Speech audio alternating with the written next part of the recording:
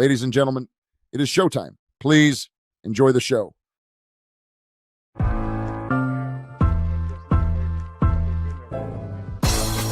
It's the corner where the trees at. Is this the passing of the torch, right? Is this what this signifies? It comes down to that front office and what they feel is most important. The champ is here. We've touched down from a higher plane. Why you made it here? We always look forward to that week because it was always intense. You know that we ain't coming back. We about to. The man, the myth, the legend, Dante Hall. My favorite player growing up was Dante Hall. I love you guys in the show, but Dante was my guy. Get to dashing because you done on the warfare. This segment is presented by FanDuel, America's #1 sportsbook. This postseason stretch has everything. The NFL playoffs bringing winner go-home drama, college hoops heating up, and nightly action across the NBA and NHL. If you're following the games, FanDuel provides real-time odds, player trends, and insights that help fans understand how the markets view each matchup. From football to basketball to hockey, it's a great way to stay connected to what's happening across every league. Here on Chief Concerns, we'll keep you close to the storylines and key numbers shaping the postseason, which teams are trending up, which stars are surging, and how momentum is shifting as the championships get closer. This content is for informational and entertainment purposes only. We don't offer betting advice or guarantees. Please gamble responsibly and only where it's legal to do so. Must be 21 years or older. If you or someone you know has a gambling problem, call 1-800-GAMBLER. Hey, everybody. Welcome to another episode of Chief Concerns. I'm Marcus Dash, and this is Chief Concerns presented by FanDuel, the best place to bet anywhere around town. I hope everyone is doing well on this Wednesday evening. Big news. You have Eric Bieniemy is back officially. You know, we talked about it last week, but it's officially official. But yeah, we'll be kind of getting into that.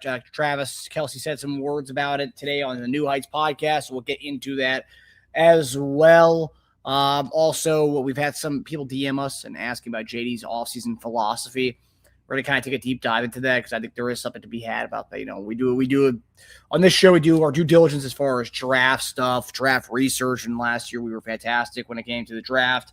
Pretty much predicting. We talked about every player that we drafted on the show, and we didn't talk about that many people. But JD's going to talk about why he thinks free agency is a big deal this year. And we've had people ask us about it on our DMs as well. Again, also, I've seen uptick in the Chief fans. You guys are finally watching our Chiefs content again. I know a couple of weeks off for some of you after the kind of the rough end to the season, but I'm happy that a lot of you guys are back. JD's happy that you guys are back, and so JD will be joining us shortly, and we'll talk about all that stuff as well. ESPN also kind of did their off-season kind of prediction for the upcoming 2026 off-season, so we'll talk about that as well. We'll put that on the screen. We'll talk about it. But yeah, guys, it's going to be an interesting show, and of course, at the end of the show, we will post a link in the chat. Hopefully someone can come on and ask us questions. I know we've had Will come on, Optimistic James come on. Looking for some new faces, people. Looking for some new faces. So we'll put the link on at the end of the episode for you guys to come in. We'll do about 5 to 10 minutes worth of open dialogue with the chat. So should be a good episode. I'm looking forward to talking all these things with you all. Yeah, honestly, like I haven't been this excited about an off season in a really long time because a lot of unknowns. Like I haven't seen a lot of stuff. Like this kind of the whole thing we've kind of gone on the last few years, right? Like we kind of knew it was like pretty much keeping guys in house and run it back, and that's kind of what it's been. Now this year's gonna be a little different. Are we gonna run it back a lot of these guys? I don't think so. And we've already done 2 positions on our Monday shows, and you guys haven't tuned in on our Monday shows. We're doing deep dives in different position groups. Who's a free agent for our team? Who do you think we're gonna retain? Who is currently on the roster at that said position. And then we look at the draft players, the prospects in that position, as well as the free agents in that position group all across the league. So that's a good show. We've already done D-line, and we did running backs this past week. And D-line, I think we pretty much said goodbye to all those guys, maybe keep Mike Pennell around. And then running backs, I think we just said keep Kareem Hunt, and the rest kind of let them test free agency. So far, we're talking about an overhaul in 3 different position groups: D tackle, D end, and running backs. So yeah, it's going to be interesting. Kelce pretty much alluded to that he's going to be coming back, which is exciting. I know some people want us to move on from Kelce, but look, we got a lot of needs right now, and the last thing to go into this offseason needing another position group, right? I don't want to have to go to another this offseason and be like, okay, well, tight end's also that other position we need. No. We can keep Kelce around for one more year, chase one more ring, and then that could be his swan song. But like people saying to move on from Kelce, well, you're gonna move on from a top 5 tight end, and they could kind of go the unknown there. I don't know if I like that. So hopefully, basically, we'll talk about it. But based on the way Kelce talked today during the New Heights show, it sounds like he's coming back. So take that for what you will. I'm happy that we're gonna have a top 5 tight end back. You know, I don't understand people just wanting to move on from a top 5 tight end. Maybe one thing if Kelce was giving us like, I don't know, God, what's a good example? Was giving us numbers reminiscent of like Anthony Fasano, right? Kelce still giving us top 5 tight end numbers. Why would you want that to retire? Yes, he's not Kelce from a couple of years ago, but he's still a top 5 tight end in the NFL. And for me, it's like, okay, I don't want you to retire. That's it. Like we're not gonna find that replication unless you do draft a guy number 9, which I think we have more needs to go for than that at number 9. So that's kind of how I view it. And maybe, and honestly, there's a few guys I like in this draft. The Ohio State tight end, Max, I forgot his last name, but that guy's a beast. He went to Purdue, transferred from Purdue to Ohio State, looked awesome. So, like, sure, like draft him in round 3. I'm down with that. But as far as anything, as far as, you know, trying to find a tight end to match that replication, you're not going to find it. Linda, why is it blue? Gosh, let's fix that. Linda Hunter, what is she saying? Linda Hunter, this weekly Travis interpretation after a New Heights episode, LOL. Yeah, well, everyone's kind of got to do a deep dive into it. Night Hunter, tired of hearing from other fans Kelce's washed. They don't know anything. Like, honestly, they don't know crap. Sure, if you're talking about from a standpoint of washed as if the guy's not meeting what he looked like a couple of years ago, then sure. Then most guys are washed because they're not what they were 5 years ago. Sure. But, like, based on numbers-wise, he's not. Demetrius Smith, Kelce still mad productive. Yeah, 100%. I mean, yeah, still a beast. So, I mean, I'm with you. Marion Oliver, not sure why Lance Spoken is so opposed to bringing EB back. I mean, sad to say, there's a lot of Chief fans and Chief content creators who are very against the move. I think there's 2 things behind it, and I'm not saying all of them kind of fall into that category. One, people just wanted a new voice. 2, I think people wanted, well, I think half the Chiefs Kingdom, and I want to venture to say maybe more than half Chiefs Kingdom wanted someone new. They didn't want to bring back EB. So I think it plays well with audiences to get some clicks maybe. And I'm not saying that Lance is going for clicks. I can tell you that I know for a fact some of these guys are. Some of these content creators are. And I think it plays well to say that, you know, you don't want Eric Bieniemy back. You want a new face. You want a Mike McDaniels. Like, right, that plays well. It's not sexy to say you want EB back. I mean, I think that's what it is. And a lot of these content creators, need I remind you, a couple of years ago before EB left to go to Washington, there was some shady article that came out, and I think we talked about it on this show, and there was no attribution behind it. It was completely anonymous in every single way. But that got a lot of play, and a lot of people really loved that article and played that, prop that thing up. And I wasn't down with that at all. I like we talked about in the show, and you know, JD and I were like, we're not going to say much on it because like you're attributing these. Oh man, like him and Mahomes got into the locker room and like they don't like him. It's like, I mean, who's saying all this? Where's it coming from? It was an unknown author, and it was anonymous, no attribution. The fact that an article like that goes around. Pathetic. I mean, the guy ended up taking it off the website, but a lot of people were like buying into that. I'm not. And quite frankly, him coming to the AFC Championship game when he wasn't our offensive coordinator and giving a speech to the team, do you really think guys who don't respect the guy is going to be like, they're going to allow that to come in? If Eric was hated by all the players as articles like that, and a lot of people allude to, like they think they know what they're talking about, do you think they really would have had a guy who most of the locker room didn't like come speak to the team before a big AFC Championship game? I mean, it's common sense. A ex-boss leaves a company, you're not going to have that boss come back to the company to give a hyped-up speech before at a sales conference or during the holidays. No, we're never going to see that guy ever again. So, I mean, I don't know. But there's a lot. Lance isn't the only one. There's a lot of people who don't want EB back, and I get it. They wanted a new face. I understand that. But like at the end of the day, what I always say is like it's Andy's offense. So Andy's gonna be calling the final shots. So you could have brought in freaking Vince Lombardi. Andy's gonna be calling the final shots there. So that's where I stand with it. But I get it. Everyone's got their own viewpoints, and like that's fine. And I love Lance still. Lance is my guy. So yeah. All right, who else we got here? About time. I can get down with Lance personally. I love Lance. Lance is my guy. I can't get down with Lance personally. Sorry, I read that wrong. Nah, Lance is a good dude. I'm a Lance guy. I just don't agree with a lot of his takes, and that's fine. Like, sure, none of us have to agree with everyone's takes. I think someone commented the other day on our YouTube channel saying like they don't like that Teja always takes a certain approach when it comes to conversations, and again. Like, that's what makes debate and conversation so well, because you have both sides talking about different things, right? Like, and I think it was the Eric Bieniemy topic. Teja has his own opinion on the Eric Bieniemy thing. JD and I have a different opinion. So, like, not always to be on the same lockstep, on the same opinion and everything. It's good to have a conversation, you know? What the heck happened there? But it's good to have conversations about these things. So, yeah, we don't always have to agree. But at the end of the day, what my opinion, what JD's opinion might be, what Teja's opinion might be, all different, guys, and that's what makes the United States so great. Everyone can have their own opinion on things, and we can talk about it, and especially when it comes to Chiefs coaches. It doesn't matter what I say. It doesn't matter what JD says. It doesn't matter what Teja says. They're going to do what they want to do at the end of the day. It's good to have different opinions, guys. As long as it's not hurting anybody, and it's not detrimental to anybody, it's well-being, everyone can have these own opinions about these things. You know, that's all it is. All right, I think our guy JD is coming in here. Hey, there he is. What's up, man? What's going down, Marcus? What's going down, man? It seems like the chat is over here buzzing. Like I mentioned on Monday, everyone's coming out, everyone's coming back. I'm seeing the views are upticking. People are coming on the lives and more so than the last few weeks.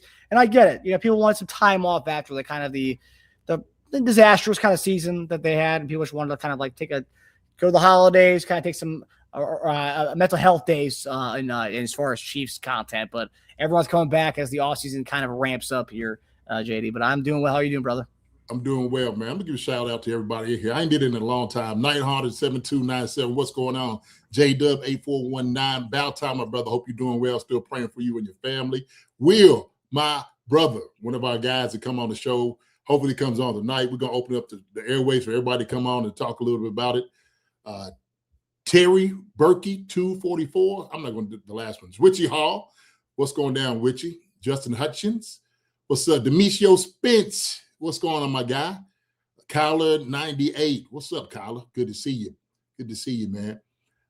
Me first. What's going on? Juno 5170 is in here.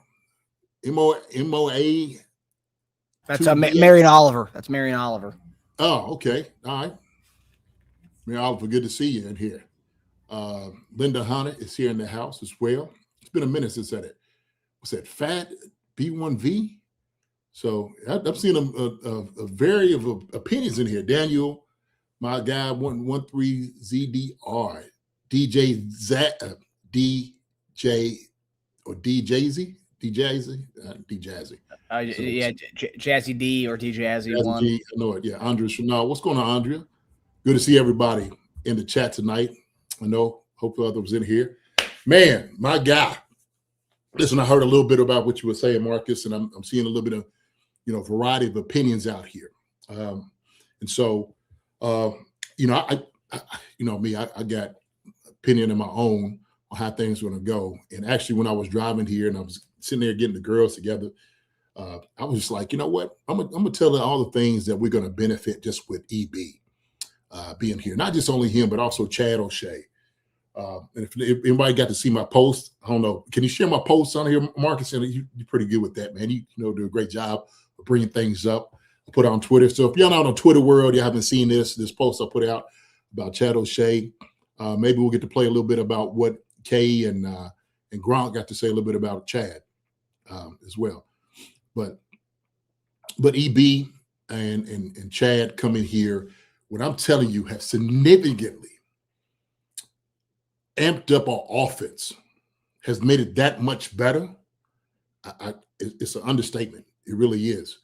For the simple fact of what we know EB to be, when he was here before, Marcus, under Andy, and what he was able to get Pat and those guys to do, Tyreek and Travis, just the whole offense was able to benefit off of those things.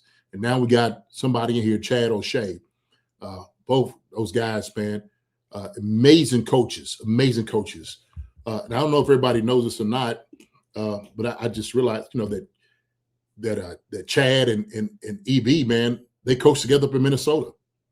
So that I think EB might have been the one that actually brought Chad in, to say, like, look, this is who I want, and he knows how good Chad is as well. But I'm like, shoot, I was sitting there thinking, like, yo, Chad and EB coached together up in Minnesota. So that was one of the things. But right here, my post, Jason D. Dunn. Another great insight into my guy, Chad O. This is what's expected from the wide receiver room this year.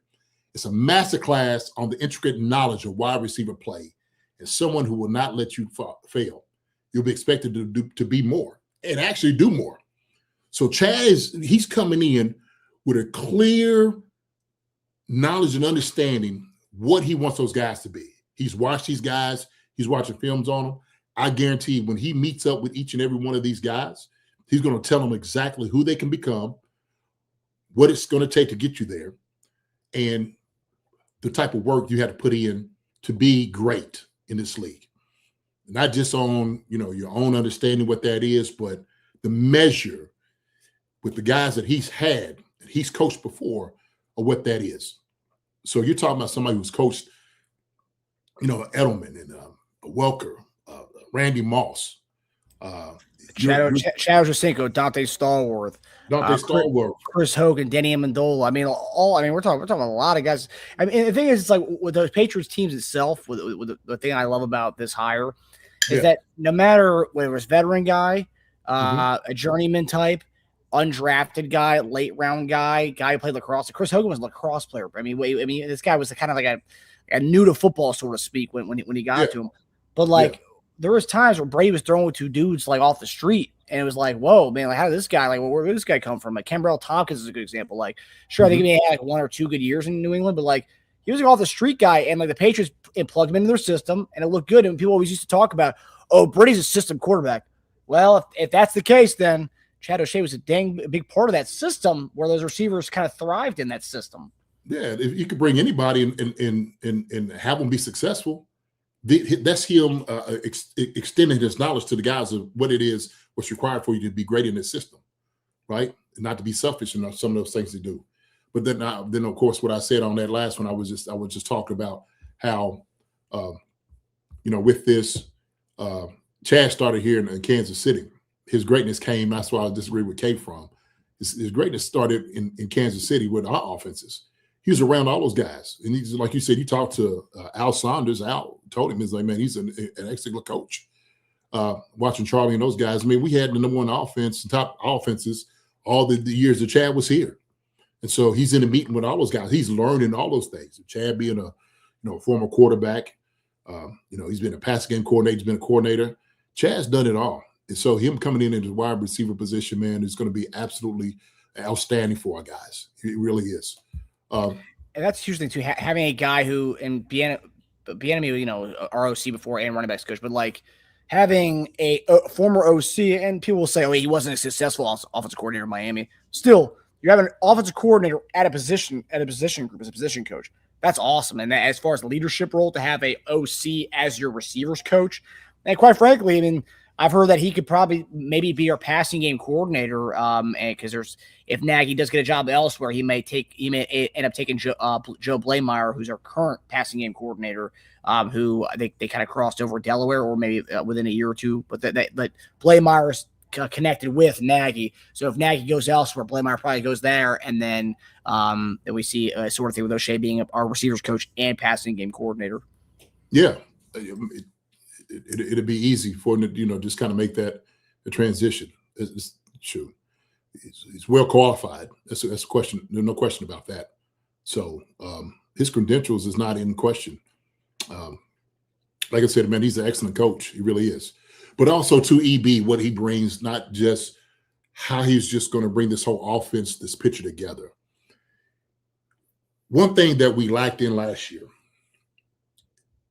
I'm going to say the past couple of years, is really having this like a running back coach who can tell you and explain to the linemen what they're looking at as a runner, what they're expecting. So EB is going to do a great job from that vantage point, telling the linemen, this is our junction point. This is what we're looking at. This is what we need for you to do.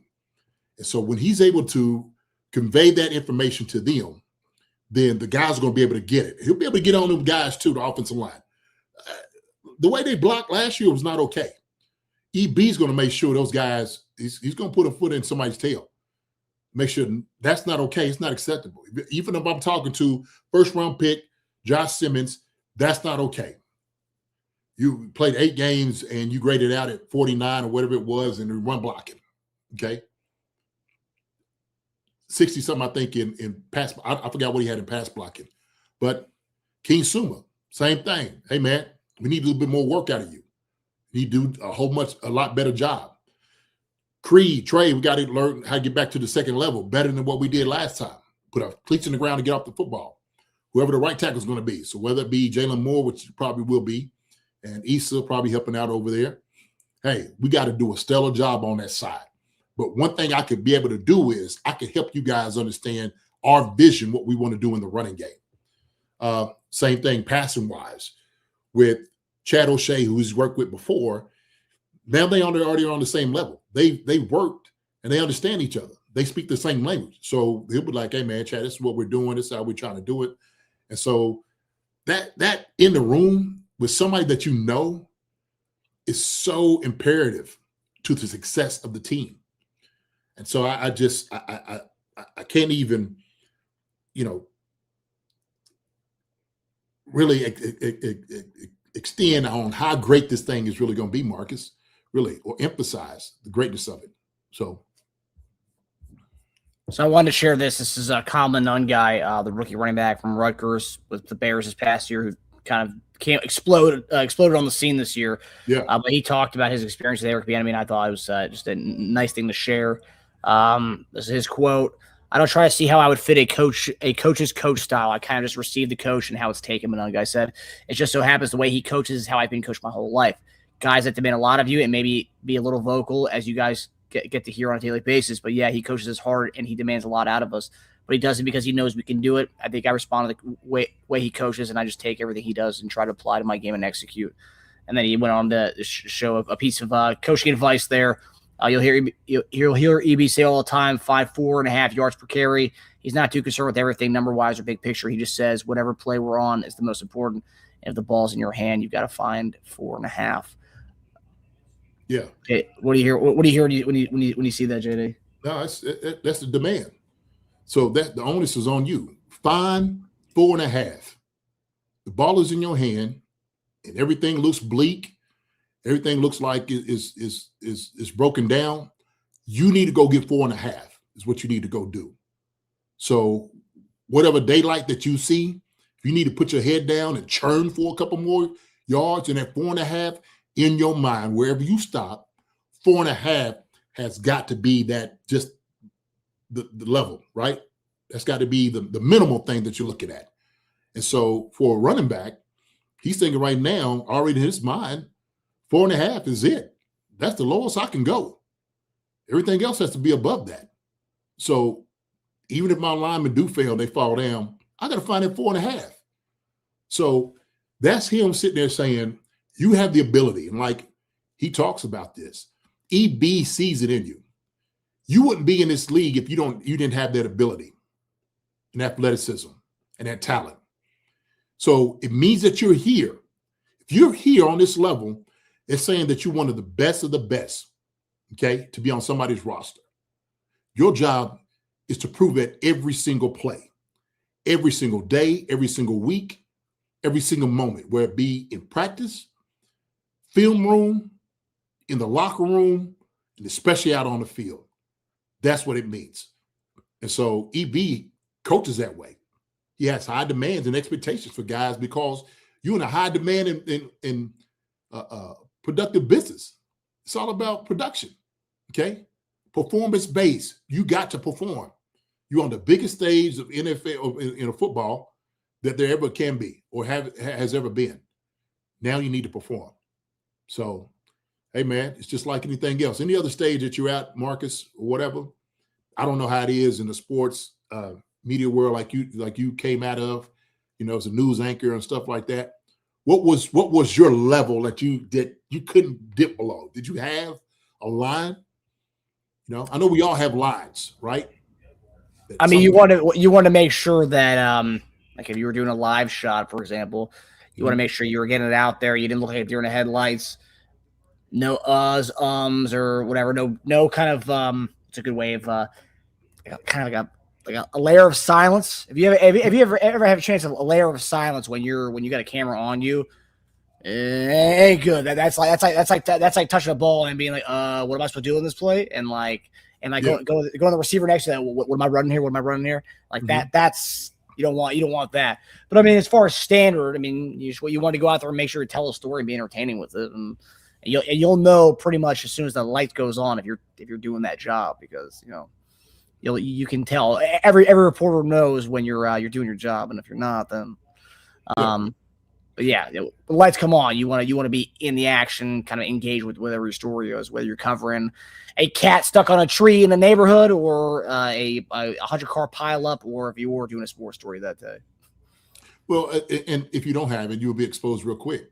100%. People see through like, oh, look at this guy. Is he new? Is he? Oh my gosh. Yep. And so it's all about performance, man. If you can't get it done, man, we're gonna find somebody that will. If it don't mean enough to you, we will find somebody that it means enough to get the job done. And I don't care how big your contract is. And I think I keep going back to EB, and people understanding it. EB does not care what accolades they done hung over you. You could have hung the moon wherever you was at. You came in, everybody glad to hear, and you just slap you on the back, tell you the greatest thing since sliced bread. EB said you got to do it all over again and then some. Do it even better. Are you getting worse? Or are you getting better? Can't stay the same. That's not the choice. That's not the option. So, Will says, JD is a coach. I am. I know exactly when you talk to these young guys, I know exactly what needs to be said. That's a fact. And so when I come in, I'm going to have a demand for my guys to perform every single play. I'm not going to let you slack. I'm not going to let you just, I want to take it out. Oh, golly gee, coach, I'll get it the next time. No, it may not be a next time. I got other guys out here that won't next time. You understand this position of privilege that you in? I tell you what, if you don't understand it, you have a seat why somebody else feel this. Okay? You're going to realize it, right? Marks, we all been there before. You're a ball player. You don't play college ball. You know how it is, brother. Yeah. Shoot. All right? Hey. All right? Hey, come on in here. No, you have a seat. You sit down. Just watch. Come on in here. You watch how everything works and operates from that point on. So he's going to make guys compete. He's going to make sure they compete to be better. So I think it's what we were missing. Nagy, great coach, wonderful guy. But maybe your approach is different. Some use a little bit more sugar, some a little bit more vinegar. But I think EB has a balance to let you know, hey, look, man, I'm not here necessarily to be your friend. I'm going to be friendly with you, but I got a job to do to make sure you're the best. And guess what? Guys are going to appreciate that because they know what they're going to get from him. It ain't no, hey, man, can I placate to you? No, sir. That ain't what it is. Ain't no placating that now.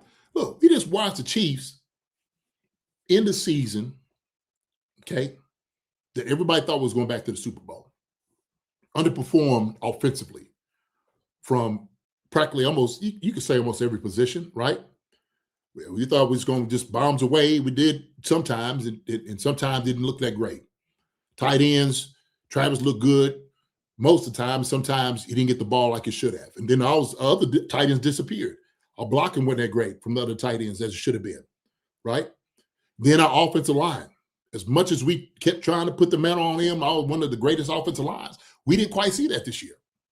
They underperformed significantly for what guys are getting paid. You know, if we want to use that barometer, the guys getting paid, well, shoot, there's the expectation there with the money that you get. But those guys understand what it means. Some of the guys understand. Now it's time for everybody to understand what that means. EB is going to make sure that's plain to everybody. And then we're talking about the running backs here, right, Marcus? We talked about the running back room, what it's going to look like, who's going to be in here. Well, some guys want to move on, and the guys that's here, he going to say, look, you're here for a reason. We made a decision to keep you here. If we made a decision to keep you here, then you have to keep your end of the bargain.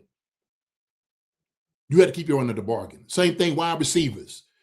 No more mess. I don't want to hear nothing out here, guys getting in trouble and stuff like that. If there's somebody in your life that's not treating you right, it doesn't seem like, you need to either get rid of them or you need to keep them at arm's length. Okay? But all the shenanigans and everything like that, that's got to be the end of it. You got a job to do. The only way you're going to be able to do your job and help out the family that you want, okay, and to be successful is to focus on the things you need to focus on. Handle the things you can handle. Control the things you can control. So that means everything that you do in the meeting rooms, practice, weight room, nutrition, all that matters. All that matters. So, yeah, I'm almost like I'm sitting there looking at you as a coach, talking to Marcus. I'm going to coach you up, baby. I'm going to coach you up. Shoot, bring me on in there, man. Let me get them guys together. I actually just got an offer to coach yesterday. Oh. Yeah, but and are you gonna be coaching next fall, or you haven't made your mind yet? No, I haven't made it this. I said, look, I've been out in the ring for a couple of years. I'm good where I'm at. I said it had to be in the right capacity. If I decided to go coach, it would. But I got a lot of responsibilities, man. I know what that coaching world is all about. Yeah. I don't mind helping and volunteering, coming in and helping some guys if I can. Like consultant role type thing. Yeah, when they need me, sure. I don't mind doing that. Yeah. Hey, kids contact me all the time, man, to help them out, and that's what I'm here for. Yeah. So if I could help any kid out, that's what I'm gonna do. If I can help you get better, that's my job. So ain't no sense me keeping all this knowledge to myself. I know I share it out here on Chief Concern sometimes. People think I'm crazy, but I do know a little bit of what I'm talking about, Marcus. You know a thing or two about a thing or two. Yeah, I do. But Jenny, seeing how animated you are and like how excited you are about the Eric Bieniemy hire, and there was that BS article that came out about Eric Bieniemy many years ago, the year like his last year with us. Remember that? It was that guy who wrote that article was an anonymous thing with no attribution at all to anybody, but it showed all this whole thing about like, oh, the players don't respect EB, they don't like him, they want him gone, all this stuff. But then little by little since then, we've seen, well, he's coming in for speeches to give to the team, but he's not a coach on the staff. You see Chris Jones sharing stuff. You see Mahomes sharing stuff, and everyone said Mahomes didn't like him at all. He wanted Matt Nagy, which I thought was hilarious. But with people with no background, no one's in the locker room, they don't know what's going on. But Mahomes shared a excitement that Eric Bieniemy's back. If you listen to his speech last week at his presser, he pretty much said he wanted EB back, and if you read between the lines there. And then today, Travis Kelce on New Heights podcast spoke and may have given us some insight as to what his future plans are. So here's Travis Kelce on Eric Bieniemy. Yeah, okay. I can't wait to see him back in the building, man. He's one of my favorite coaches of all time.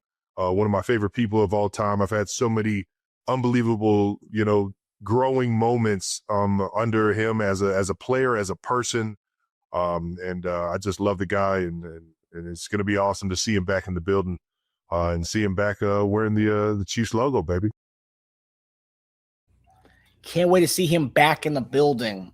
This is like it's a huge change from the last time we heard Kelce saying it's going to be interesting to see what the Chiefs do next year. Talking about like how he's not a part of that at all, but now he's saying can't wait to see the guy back in the building. A lot of people are speculating that and there was a report last week that apparently one of the reasons why they wanted to bring back EB was because they knew keeping EB around or bringing EB on maybe keep Kelce around because obviously you heard it there. He's a big EB guy. So what do you make when you hear Kelce show the excitement about EB coming back? I think that says it all. I think for one, because when you're a player, and I can only surmise, okay, for somebody who's accomplished pretty much everything. Like I told you, I was talking to Derek Ramsey the other day out there in the parking lot, me and him, part of the Kentucky Pro Football Hall of Fame. Derek's played a lot of ball. He said, man, you think Travis Kelce is going to come back? I said, I think he's going to come back for another year. He said, why, man? He said, man, Travis Kelce got $60 million and shoot, could do everything and stuff. I said, you know what? It may be so. I said, but sometimes guys just may feel like there's still stuff to do. And if he's not quite ready to make a transition to leave the game, then it's just not in you. You don't want to make a decision that you're going to regret later on. You feel like you left everything on the field, that you had anything else to do. Even though he's got 3 Super Bowls, number of records for tight ends, go down to one of the greatest tight ends ever to play the game, one of the greatest players to ever play the game in this modern day. I mean, first ballot Hall of Famer, could do anything he wants to do, probably in Hollywood and media TV. But he feels like he still has something in the tank. And I'm always shocked, Marcus. I am. I'm always shocked when I hear people talking about Travis Kelce needs to retire. And I'm sitting there like, why? Why? Why are y'all trying to push Travis Kelce out the door? Travis Kelce is still one of the best tight ends in the game today. And you want to push that productivity out? Somebody that Patrick Mahomes relies on when he gets in a tough situation, that is a security blanket, has been for a number of years. Why would you want to push that out of the way of everybody and the success he's been having? I think people are crazy when they say things like that. I'm like, you have no idea what you're talking about if you want a Travis Kelce out. If you just want a young guy to come in because he's a young guy and stuff, I get it. But if Travis wasn't being productive, I'd say, well, yeah, sure. But that's not the case, Marcus. The man's productive. So when I hear him say things like this is him saying, I needed something else to bring me back. EB is a guy that I respect a lot, that puts something in me where I have the passion, the people that I have played with over the number of years. EB is one of those guys that gets me going. So if I needed an incentive or something I needed to hang my hat on to come back, it wasn't just, I want to go one more time with my brother, Patrick Mahomes, but EB is in here. I want to go one more time with him. That's what I want to do. So we have a chance to capture this, a chance to actually go after this thing and win it after we watch this bad ball being played during the playoffs. Okay. I think Travis is saying we could do this one more time and we could take everybody, by storm. We really could. So that's what I hear. That's Travis saying it himself. If y'all needed to hear something, Travis just sat there and said, that was the incentive I need to make my decision to come back and be in the building. Sometimes we got to find reasons, Marcus, right? Sometimes people got to find reasons to go to work in the morning, whatever it is, okay? And so that's what he's holding on to. Yeah, I think, Kelce kind of said it all there, and the reports were, that Kelce obviously holds him in high regard, and this would be kind of one of the things that push him over the edge to maybe say, okay, yeah, I'll come back. EB's coming back, I'll come back. And then you hear him there. That's pretty much says it all, right? We're like, a couple weeks ago, let's see what the Chiefs do in the offseason. Well, I can't wait to see him in the building. So, okay, well, you have to be in the building to see him in the building. So I think it lends a hand as to what he's doing. Hey, he ain't talking about just coming back and visiting. Yeah. He's talking about that. Look, I'm coming back with my boy to come play for him. Yeah. Because he understands now the onus is not necessarily on him to get those guys fired up and ready. EB is going to be that guy to do that. Now they just go out there and just go play. Shoot. Exactly. He, like, for many times in the last few years, that's a good point. I haven't even thought about that. He has been that guy, and I'm not saying players shouldn't do that, but he has been that guy to try to fire up the sideline. He shouldn't have to be doing that at his age anymore. Other guys should be doing that, or a coach should be getting in their asses, and that's what Eric Bieniemy will do. So I'm sure in his mind, like, okay, I can focus on playing, and I have to keep everybody up on the sideline. We have Eric Bieniemy to come in and do that a little bit. I can see this picture right here that you have right here in the thumbnail right here. I can see EB right there telling Travis, "Hey man, look, I need 6 catches, 2 touchdowns, 2 touchdowns from you tonight, big fella. What you got for me? You got 100 in you? Are you still the same guy you was back then? Can you keep showing these people? Keep doubting, the doubters doubting? Okay? The haters still going to hate? Go out there and go show them that you can still do what you're going to do, right? Maybe Travis just needed that little hug, somebody talking to him in his ear. Yeah. Some of these other guys ain't going to say that to him. Hey, Trav, hey, how you doing? They look at him like, hey, you know, EB, hey, man, what you drop that ball for? It's you right in your hands. You better than that. That's holding somebody. This is going to hold Travis accountable. Mm-hmm. He needs that. Him pushing up on Andy, you know, a couple of years, EB going to be pushing him back. Mm-hmm. So, that's another good point. Because you have a lot of these people who are in the building now or looking at Travis Kelce, the one who's dating Taylor Swift, like the guys that no one's going to say crap to. Is like, oh, man, like that's an A-lister. I'm not saying anything to him. Bieniemy doesn't care who the heck you are. He knows Kelce from back in the day before everyone knew who Travis Kelce was. He'll say whatever to him. Yeah, well, look, people are just people anyway. You know, Yeah. Let's get that straight. You know, sometimes we all have inflated egos just because of what we do or where we've been. But hey, look, let's just make it clear, and EB will make it clear, man. Hey, look, you know what you got to do. You know what I'm expecting of you. Okay, all these other people out here, they're gonna come and kiss your feet and all that. I need this from you. I don't want to hear nothing else that you can't do it. If you out there running slow, he gonna let him know. You didn't get the job done today, big fella. You better than that A7. That's what he needs. Patrick needs that. Like I said before, we can appease different people all the time. Hey, what do you think on this play? Did it look? EB's like, it's a bad decision. Why would you throw that ball? Right? Sometimes guys need that. And that's what complacency gives you, Marcus. Yep. It does. So, That's why you said. I mean, Mahomes and the offense, they don't need drinking buddies. They need someone who's gonna set them straight. And I'm not saying Nagy wasn't good. I mean, obviously we won a Super Bowl with Nagy here, but if you did tell me if I had a choice between Nagy and Eric Bieniemy, just like who would you rather have as your offensive coordinator, I would say I'd rather have Eric Bieniemy be my offensive coordinator. And that's something against Nagy. That's just my preference. No. Look, and look, and really, you know, for Nagy is more in the head coaching world of thinking, I believe. You know, once you become a head coach, you're trying to manage everybody, right? You got to manage everybody's emotions. And so for him, I think being in that position of a head coach where you're trying to get everybody on the same page, coaches, players, and everybody, it takes a different type of guy, a different type of attitude.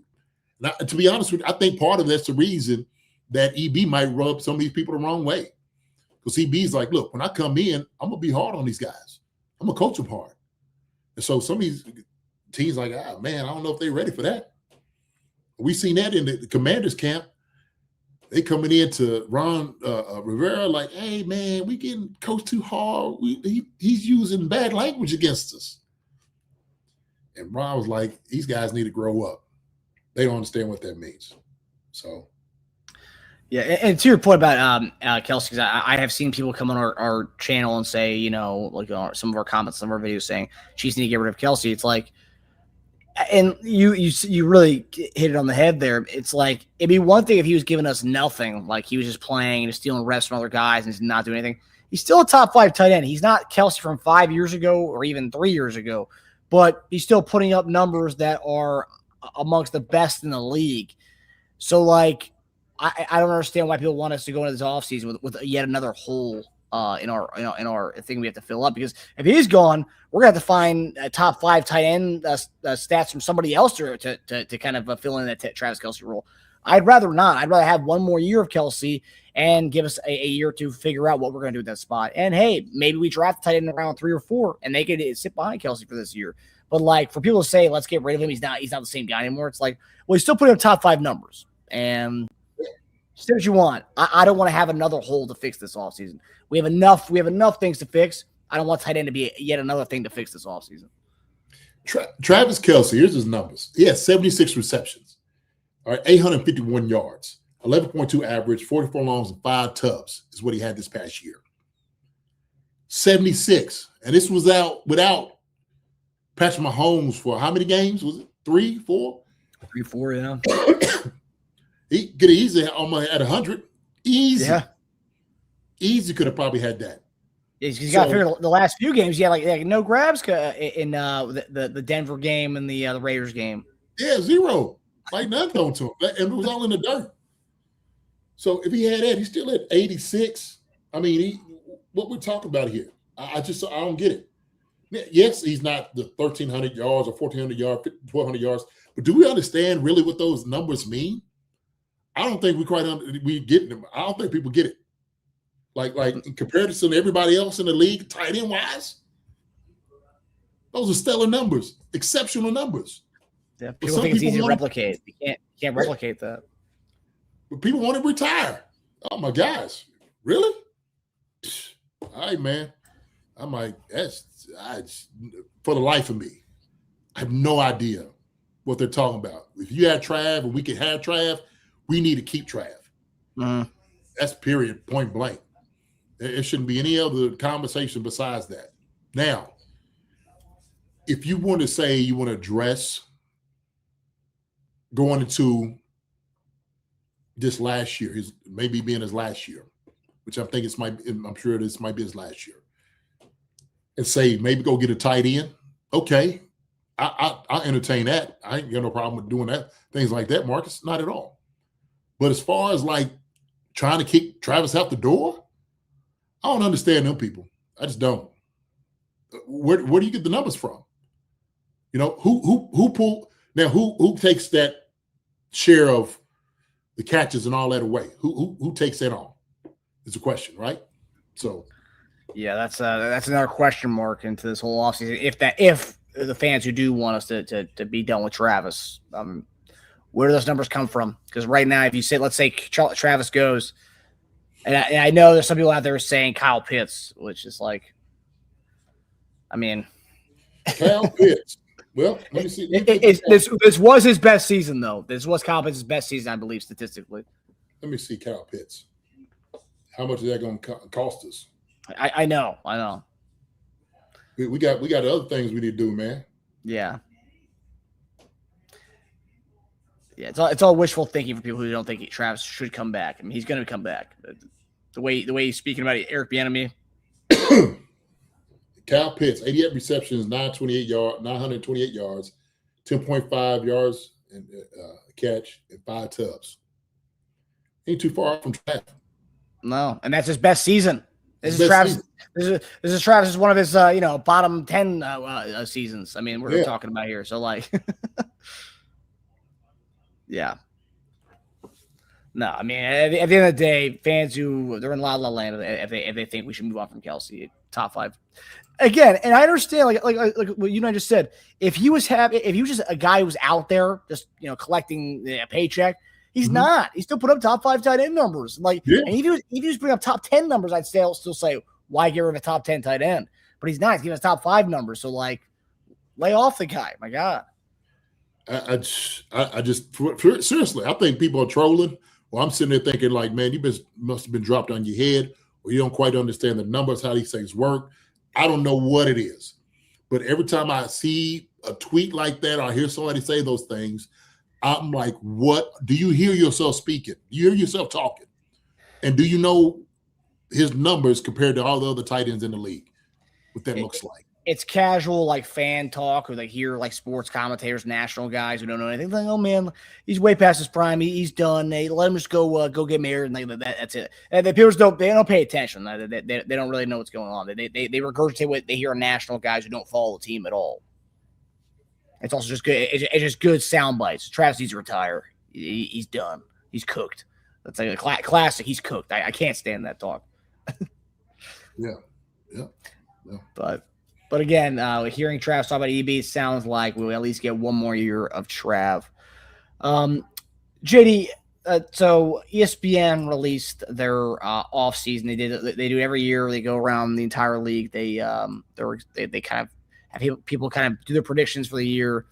And I'll put it on the screen as I bring this up. So that is ESPN's predictions for the offseason for the Chiefs. It's on the screen for you guys. But for our listening audience, I'll read off some stuff. So they're saying KC's top priority should be improving the pass rush, which we talk about on the show for the last 3 years, next to Chris Jones and Karlaftis, shifting focus from the O-line to the D-line. But they also predict the Chiefs could cut Jawaan Taylor, which would save us about $20 million.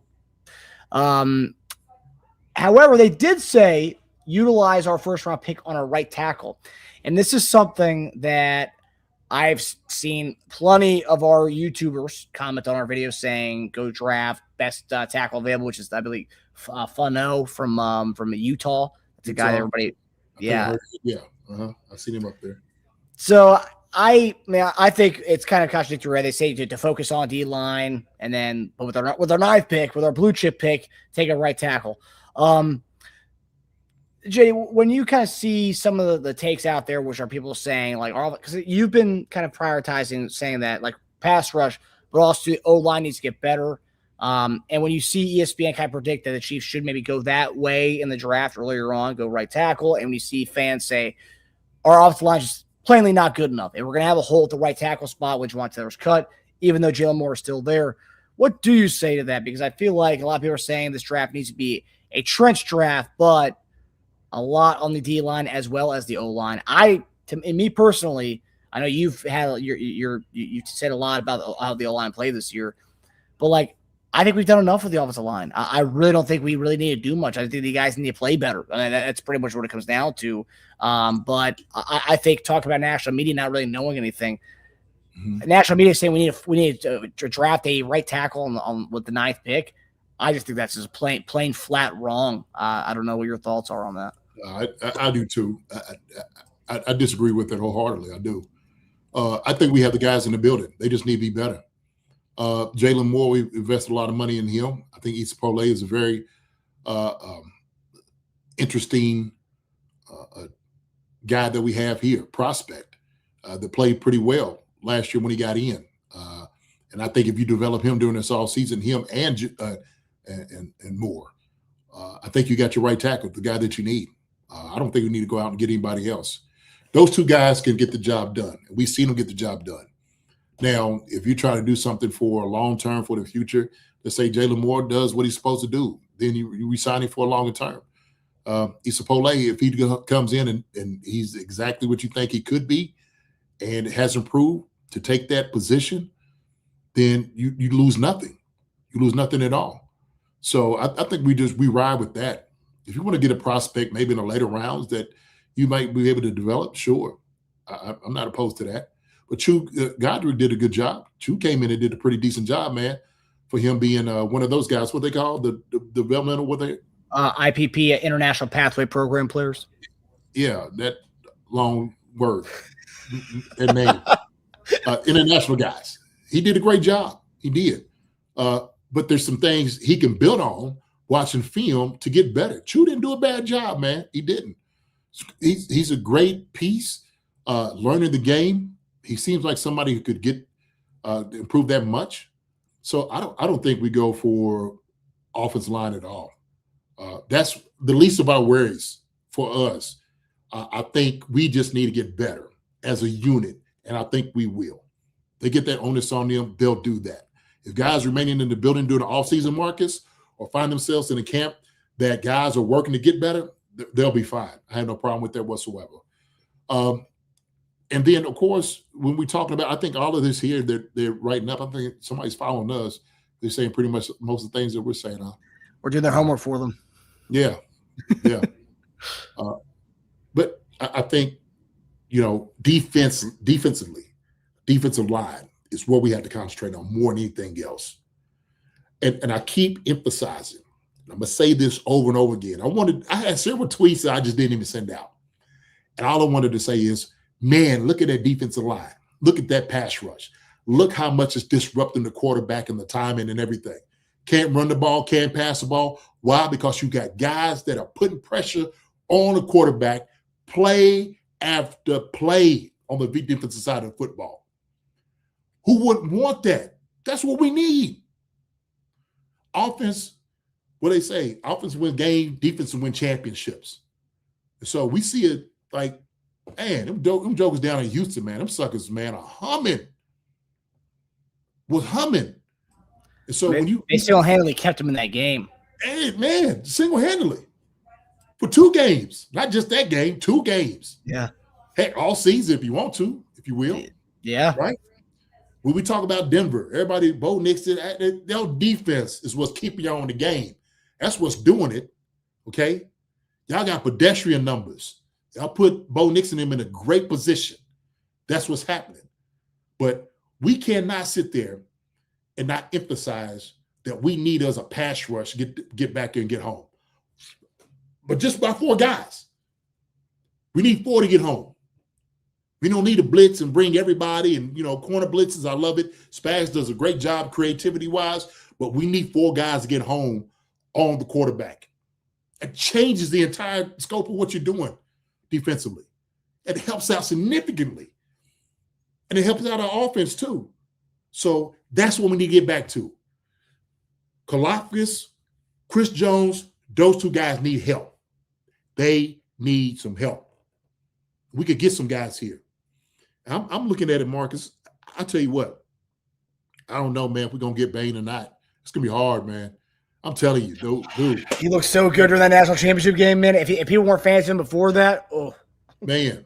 And I'm just looking at other teams, and every projection I've about looked at, he's not getting to 9. He's not. So hopefully somebody just stalls on something and say we need something better than this, and we get a guy like Bain. And then we get another guy maybe in the second round. We go get us another guy. I think we need to go get us at least 2 guys, pass rush and an interior D-line guy. Heck, maybe 3. Shoot. I wouldn't mind. I mean, you know what? And I don't know if when you were watching these past 2 weeks, pretty much the whole season, but like a guy that we talked about in the show, a guy from a fellow Kentuckian, we talked about him last year in the draft. It was like, well, he had a down senior year, so but yeah, that's why he's fallen to round 4, round 5. He has back problems. Deion Walker ended up being a steal and a stud for them, and they had him like round 4, round 5, I think. And yes. You and I were like, he's a first round talent guy, but he's going round 4, round 5, and he slipped. And lo and behold, he was great for them this year. His junior year, he was the best defensive tackle in the league in college football. Should have been a first round pick, and because of the injury, which a lot of people didn't know, is what hurt him. In the draft the following year, senior year, couldn't do what he needed to do. But man, he's a big man that takes up a lot of space and disrupts everything. Once you get your body right, well, I knew it. We talked about it. Why not take a shot on the guy like that? I don't know, man. But hopefully Marcus in this draft will get it right. And let me say this, Marcus. All right, I'm gonna ask you this. Okay, matter of fact, not just Marcus. This is everybody else out here, and I know y'all have. Okay, if we don't get Bain, y'all know it's what we're going for. I want more so than anybody else. A lot of people say Love. Bailey's another guy who won't get to us. If we don't get Bain and Bailey, who would your next person be? And let's say the receivers are gone too, Marcus. Let's say the receivers are gone. Okay, nah. Downs is gone too. What? Oh, he's gone the too, guys right? that won. Yeah, he's gone too. We know who all the favorite people are, right? So we went them off the board.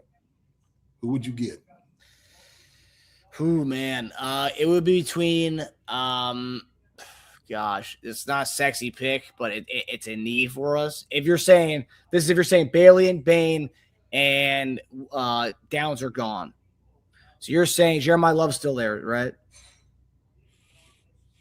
Or are you saying he's gone? Love is still there. I'll say Love is still there. I mean, so so the draft's in April. The free agency begins early March. Had we signed a running back by this point? And who is that running back? Oh, well. Because I don't think we draft Love if we sign any of the top running backs. Yeah, we're not. Yeah, we go for Love. And see, he's got to fall to us, right? Because you got to bank on that too. That's you got to the bank thing. on that. Yep. So if you miss something on there, like, man, right? Yeah, that, you know what? That honestly tells you right there that I think we are going to sign Breece Hall. I mean, like that after playing that out, it's not a lock that we get Love. Everyone's acting like it's a foregone conclusion. He's going to be there at 9. Take him. It's like, well, I don't. There's potential he won't, because if you look at the teams in front of us, Arizona needs a running back, and they're picking number 4. I mean, a lot of these teams, they have a lot of needs. They could, in theory, go some of these guys. If a team meets with Love at the Combine or the Senior Bowl, and like they love what they hear from him, they could take him at 4 or 5. So it's really not a foregone conclusion that he's going to be there at number 9. But I would say, based on what you said of all those guys who are gone, the receivers, Tate, Bailey, Bain, Downs, I would probably go Peter Woods. It fits our D line. He can play DN and D tackle, and it would be a guy. It would be something that we want and a need, and he can play both inside and outside. And he is a force. He had a down year this year, but the year before he had a really good season.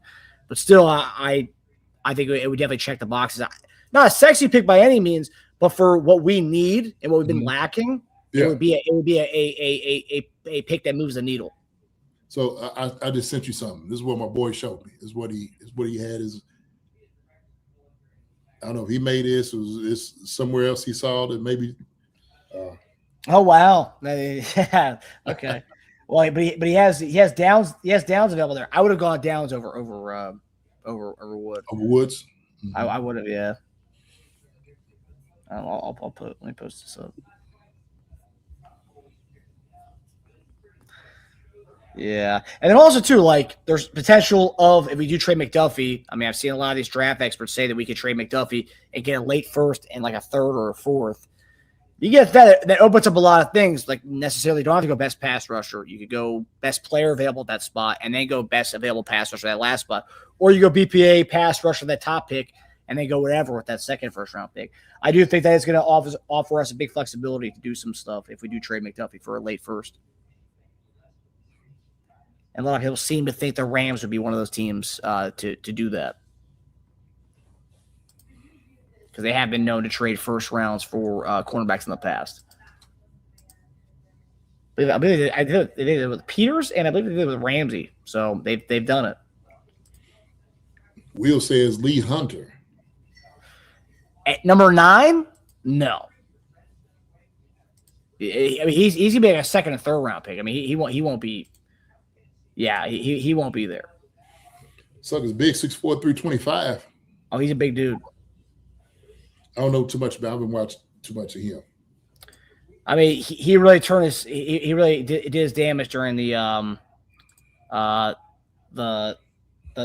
first round of the playoffs when they played Oregon. He dominated Oregon.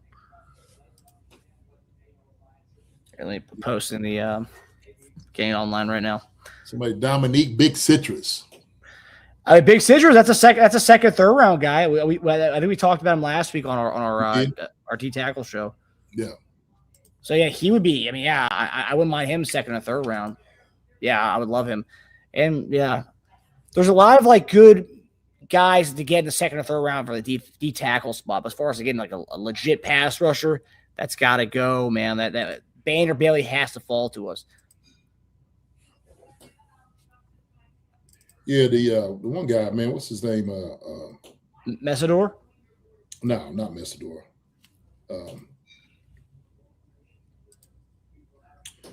It's more of a situational pass rush guy.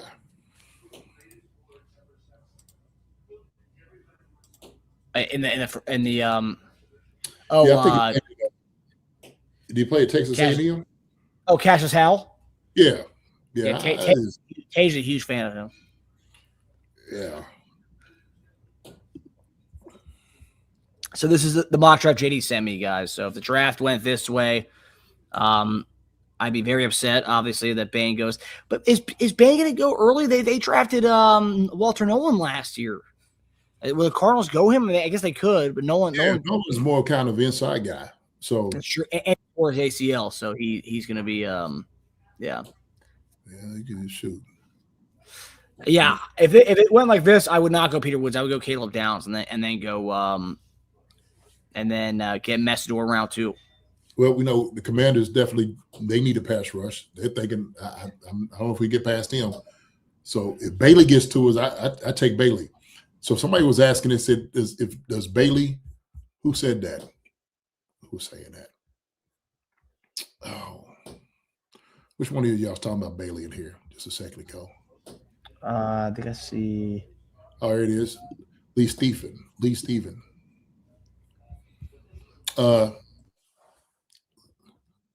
Rest. Does Bailey stand-up styles translate how Spags uses defensive ends? Yes. So what I noticed this past year, toward the end of the season, I seen George Karlaftis standing up a little bit more than what he used to. And so we, without a doubt, would not require Bailey to put his hand in the dirt. We would tell him, yeah, stand up. We could definitely do that. That wouldn't be a problem or issue. He definitely translate. His ability translate to any defense. That's how that works. And I don't care who has him. When you got a talent like him, you're going to utilize him and say, hey, look, what we need to do to get the job done, we're going to make it fit your style to make that happen. So he definitely translates to Spags.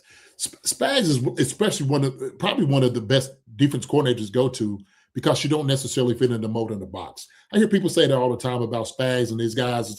Look, we know what he had in New York, but also Spags changes a lot. He varies in a lot of the things that he does defensively. He can move to a 3-4 and a 4-3. He does a lot of different things that a lot of teams just don't do. And because the way he coaches things up, it's very easy for guys to understand exactly what their assignments are. So Spags wouldn't have a problem with those guys coming in and making adjustments, especially with a guy like that. Bailey is 6'3", 250. Is that heavy enough? That's perfect. 6'3", 250. Speed off the edge. That's perfect. You know what's perfect also too, Laura? 12 sacks. We'll take that. Bailey to get 12 sacks his rookie year. He has that ability to do that at the pass rush. So, yeah, 6'3", 250. Yeah, he's a special guy, man. He got some twitch in his body that get those things going. So, yeah, Laura, I definitely believe he's big enough for that. I'm curious, JD. I don't know if you saw Charles Menahue's Twitter account this past weekend. And I've seen a lot of Chief fans think that he was taking shots at Spags I think he was watching the playoff games. He was commenting on the playoff games as the game was going, and people think he was taking shots at Spags' defense and lack of creativity defensively with what he was.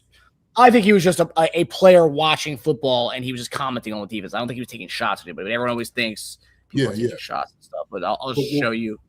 Okay.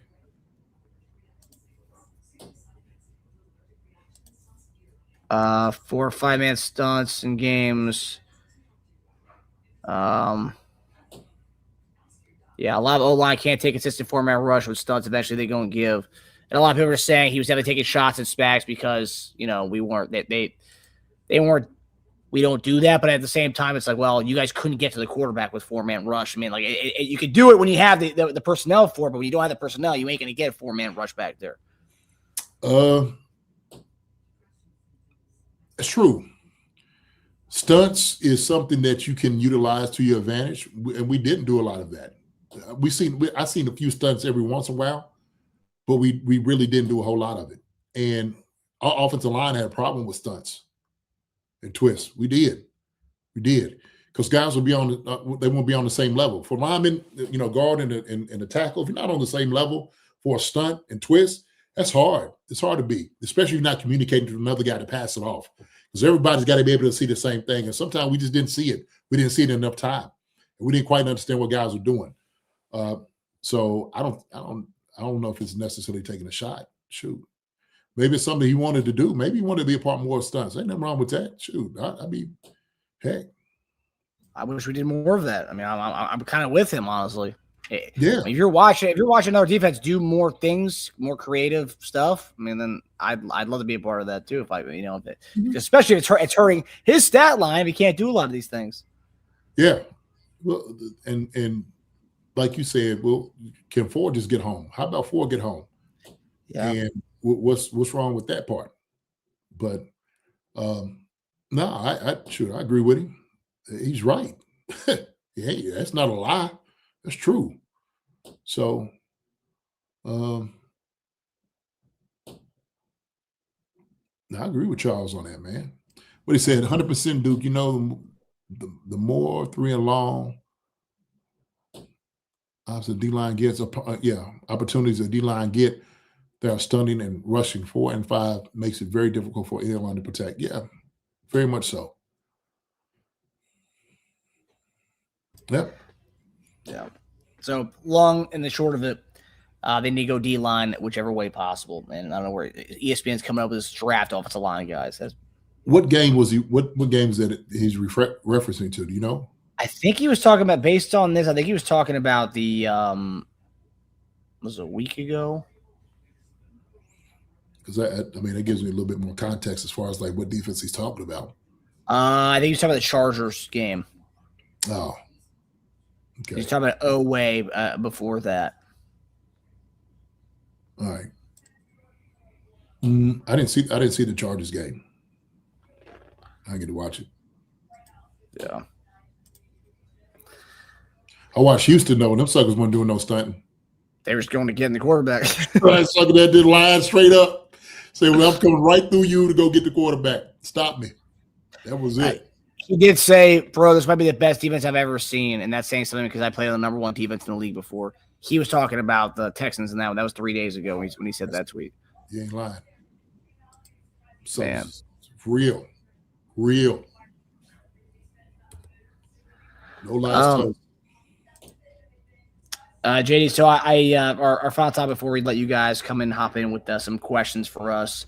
I got some DMs from some of our fans, and they wanted to hear your free agency philosophy this year because they said they've noticed on our shows where Teja and I are talking about draft, you're talking about like we need to bring in guys, like veteran guys. Like draft's okay and all, but I guess they've been listening, they've been hearing what you had to say, JD, as far as like draft's good, but we need guys who can come in and play now, guys who have been in the league now.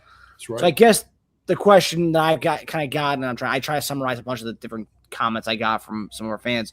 It was more so, is JD saying that we don't have time to wait for these rookies to develop to go get these free agents?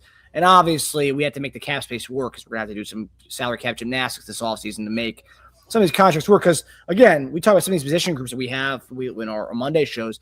We don't have a lot of these guys on the roster going into the season. So we are going to have to, it's not only draft, because we only have limited draft picks. We're going to have to sign people too. So I forget what we're going to have to do to make the money work for a lot of these people. But when you say we do need to bring in vets too, it's not just the draft. Are you saying it's because we don't have the time to wait for rookies to develop and we do need to kind of see guys kind of come in and get it right away? Or when you say stuff like that, what are you trying to convey? I think the key positions that you're lacking in, that guys got to be game ready. I mean, plug and play as many to come in, has to be free agent guys because they understand the ins and outs of the NFL. And so they understand exactly what it means to be successful. So it's not like that learning curve that's taken with a rookie and it takes some time to develop. You coming from college, you've been playing, Tulsa and North Texas and, Sister Mary DePore. It's going to take some time for those guys to develop. It is, as opposed to a guy who's a free agent who's wanting to come in and his clock is ticking too, as far as trying to win a championship. He understands what is at stake here. And his is money. His is prestige. His is legacy and all those different things. So when he comes in, he's trying to win now. He's not coming on the game, on teams like, next 2 or 3 years, we're going to be good. No, I'm coming in saying, I'm going to make this team that much better. They're making a choice on where they're going. A rookie really doesn't have a decision. He don't know where he's going. A free agent guy chooses for several reasons. Do I have a chance at a rink? Am I going to get good money? Am I going to have a legacy there? Am I going to get to play and all the good things I need to do? Yes. So that's their incentive. A rookie's like, man, I'm just happy to be in the NFL. Yeah, I want to get here. Yeah, I want to establish myself. But they do understand it's going to take them some time. So important positions, important pieces that we need, got to be guys that's ready. So we've been talking about running back here, right? Everybody, we got the bottom 3 running backs. Everybody's been saying it. And it's crazy to me because we don't. All right, we have very productive guys. But if you're looking for a guy, okay, that you're saying, all right, well, fine. I'll listen to what you're saying. We need as a running back. Let us go get one of the best free agent running backs that's out there in the league right now. Okay? Let's do that. A guy that we know can go hit his head on the goalpost, who's been very productive in this league, knows how the blocking schemes and stuff going. Nothing's going to be over his head, as opposed to a rookie coming in who still has to learn tempo and speed and all those different things that he's adjusting to. Okay? Fine. Let's go get that guy that's game ready. Love. Okay? Jeremiah Love is an incredible talent. Would be ecstatic to have him here. It may take Jeremiah Love some time to get to where he needs to be that guy. So he still has a learning curve to get to the place we need to get to. A Breece Hall, you don't have to worry about that. A Kenneth Walker, you don't have to worry about those things. Etienne, don't even have to think about it. They know. They've been in these rooms. They understand what the coaches demand, what they want. And it's a different thing altogether, a different mindset altogether. They know how to take care of their body. They know where to go and get training. They ain't going to be eating McDonald's and all the nasty stuff. Guys come in, they don't even like vegetables. Some of these dudes come in. You know what I'm saying? You say it to a veteran like, what are you talking about? I know the things that I need to put in my body that's optimal for me to play. So it's a mindset that is a little bit more obviously mature. So the maturation process, Marcus, is just going to take a little time. I'm not saying you can't win with rookies, but we need guys in pivotal positions to become in and ready to play. So I think when you're building something, that's what I'm saying. Okay. Running back and say is somebody we need. Okay. We have wide receivers who've been here for a number of years. He used young guys. Okay. So we got some guys that's been here for a long time. D-line, when you just got to go and get the ball, shoot, you're not going to pass rush. It ain't no different. But it's easy for you to make a transition coming into the NFL as opposed to maybe like a running back. Because all you're doing is just going against another tackle. If you already got a bag with you, you got several moves, you just get better at those moves. Once you learn that and practice relatively quickly and get into a place. So that's what I say. I think you need a great balance of getting some veteran guys here that can lead the way to what a championship is. So that's what I mean. I don't think the draft is the end all be all. It is for the future. If you're looking down the road, sure. You think 3 years down the road, you try to be that team, I'm all in. I'm all for it. But we're trying to win now. We got a Travis Kelce that's here now. We got a Chris Jones that's here now.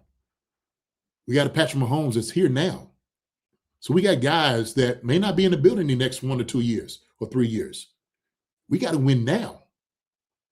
So we failed at that last year. It was an off year for us. That's fine. Rebuild the right way, get the free agents in here that you need, and go win you some games.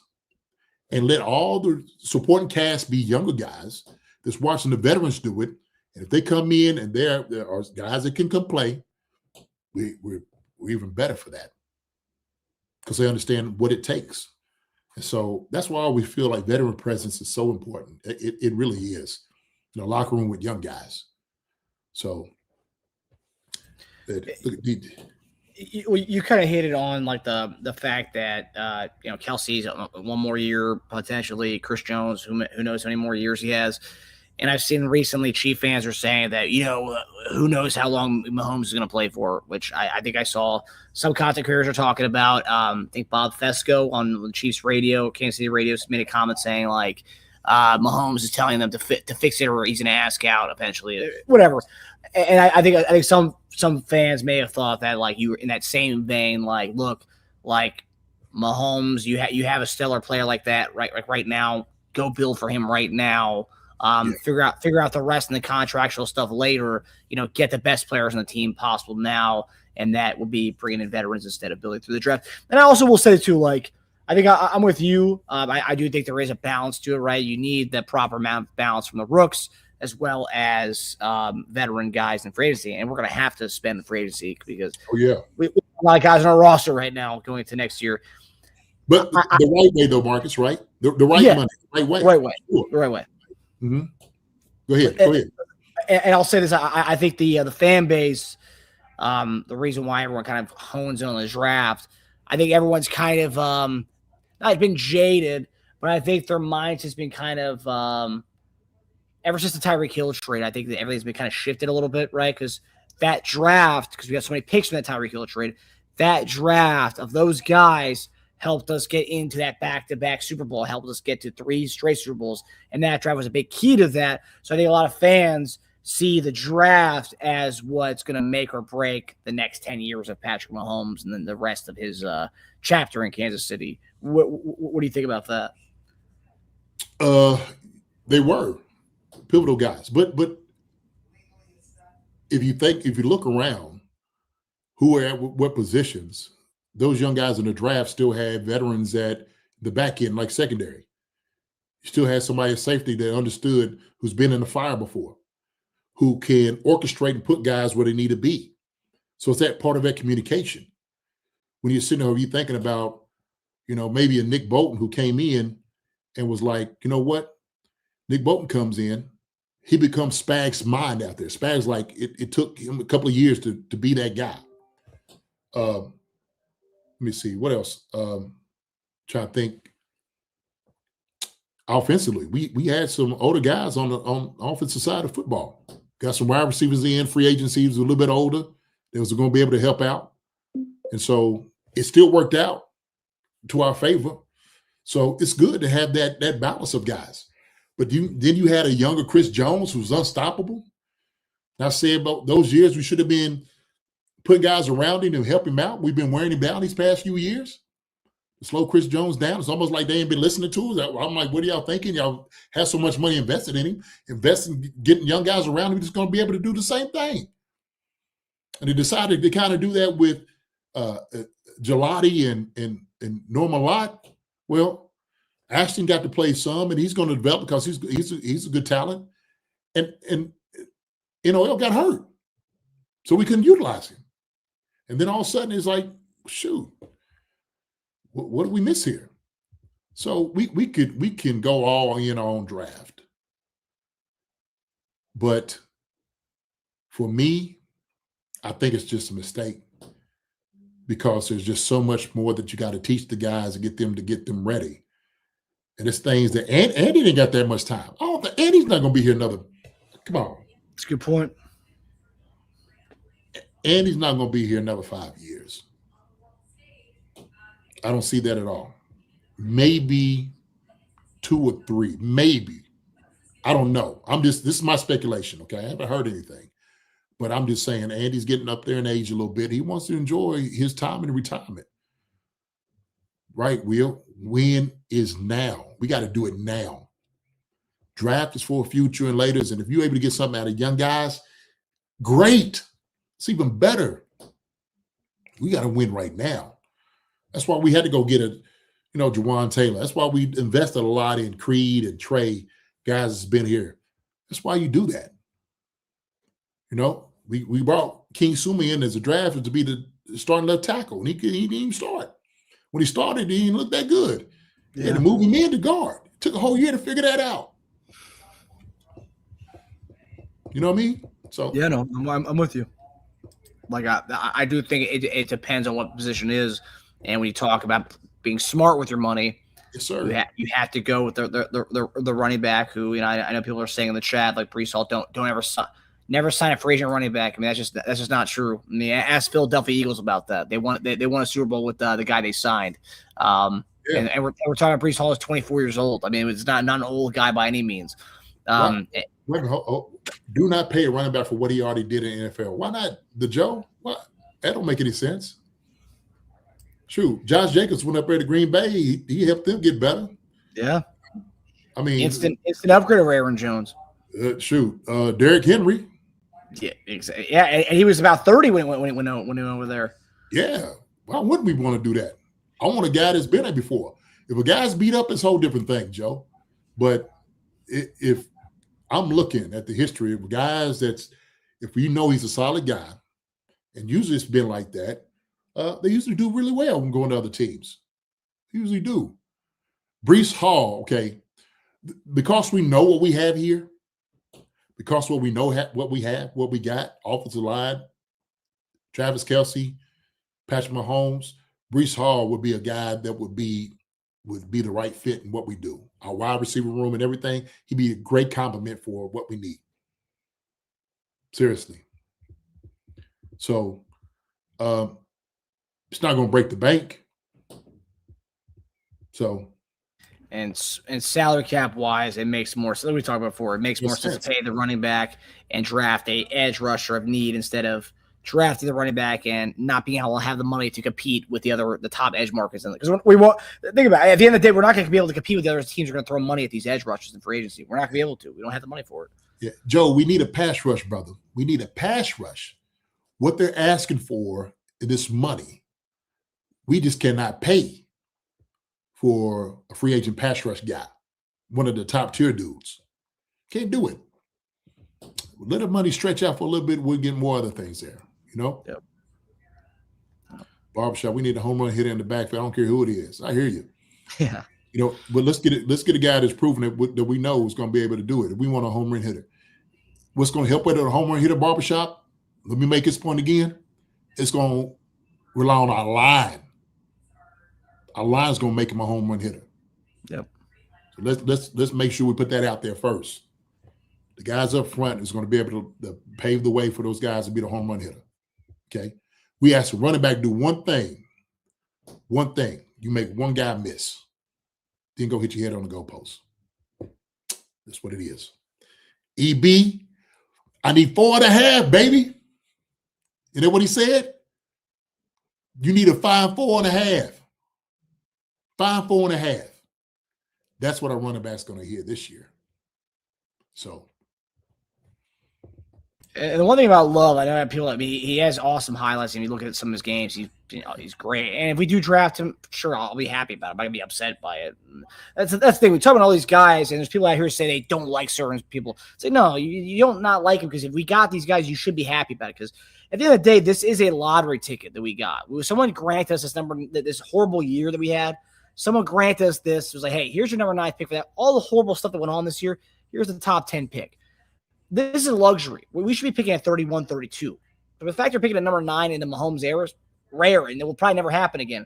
So, like, whoever we get here, be happy about this pick. Like, sure, will we prefer Breece Hall? Yeah, we would, because we want that. We're not going to have money to compete with other edge rushers.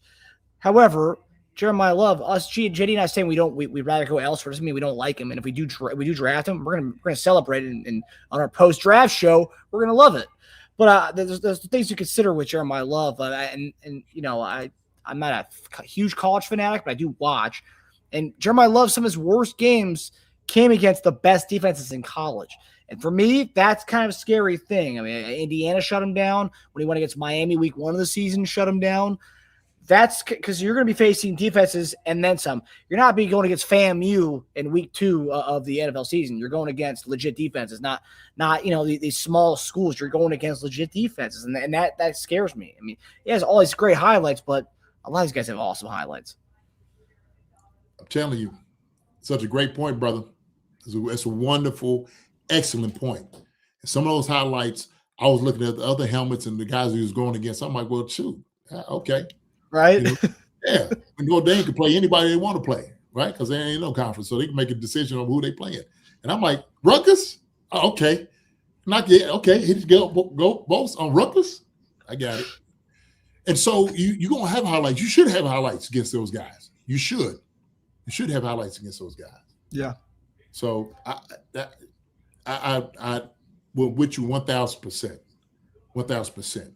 I know Breece Hall has done it against NFL talent. Exactly. We know that for a fact. He's had a few good years with that, Marcus. So I'm all in on that.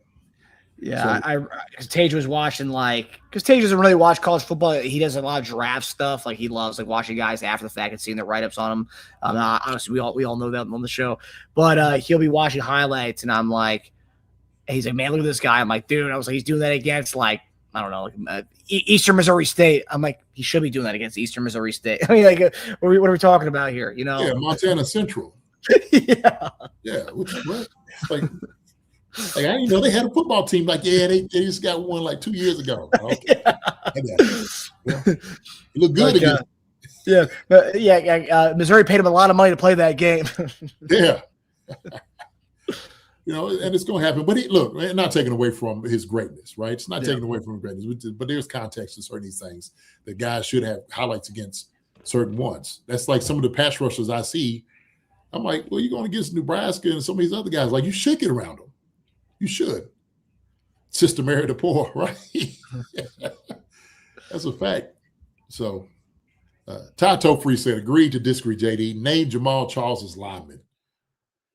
So, we had Brandon Albert, who was a top 5 paid left tackle at one point in the league. Yeah.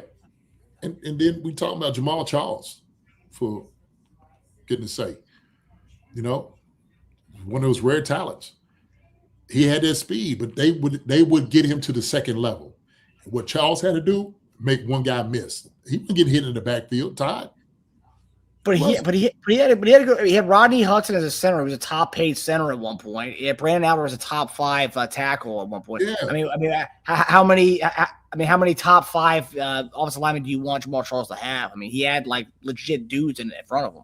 We just need to get him to the second level. That's what you need to do. And that's what the coach said. Hey man, you keep your block for Jamal Charles. Did he hit the hole? Just get him to the second level. He just needs a second. As soon as that sucker get to the second level, boom, that sucker is gone. No. Gone. So that's all it takes, man. Again, if we draft Jeremiah Love, JD and I are going to be on here psyched about the pick. It's just that our preference is to go this way. So Cal said, got to be careful with the logic. Cal, Monagai played at the Rutgers, didn't play against many juggernauts. Well, he had a good line up there in Chicago. He got our top lineman. Yeah. Joe Tooney's up there. And all they done is built an offensive line. So you got a good offensive line, a guy like that, he can go do it. Matter of fact, and actually, Cal is kind of making our point a little bit. What pick was Monagai? 7th round. Oh, well, shoot, maybe we ought to wait for a 7th round at the end. If our offensive line is that good. Hey, Pacheco looked good in the 7th round for us. He sure did. Shoot, why go for a first round and we can get the same thing at somebody in the later rounds? Get somebody else you need. So you'll watch the film highlight.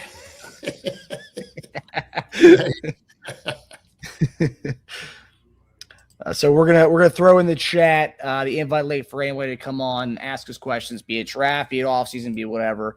I want to hear from you guys. So here it is.